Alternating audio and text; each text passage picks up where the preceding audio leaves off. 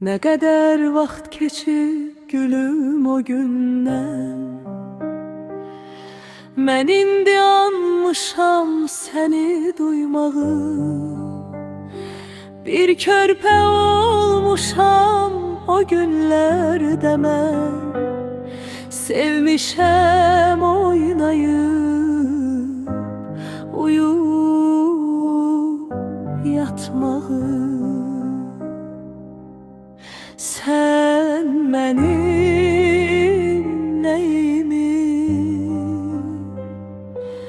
seveydin axı. Güller şey anlamır açanda gülüm, körpeler yıkılır kaçanda gülüm. Könlümü mən sənə açanda gülüm, gözümde gəm gördüm, dilimde ağır. Sen benim neyimi seveydin axı.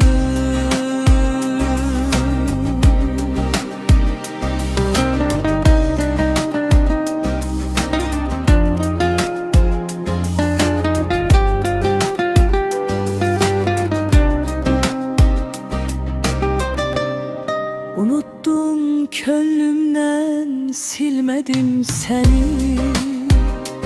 Hey haray koparıp sesledim seni. Bağışla bezeye bilmedim seni. Sene daş kaş oldu sinemin dağı. Sen benim neyimi seveydin axı. Güller şey anlamır açanda gülüm, körpeler yıkılır kaçanda gülüm. Könlümü mən sənə açanda gülüm, gözümde gəm gördün, dilimde ağır. Sen benim neyimi seveydin axı.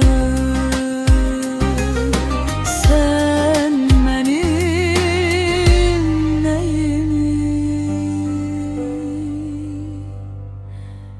seveydin axı.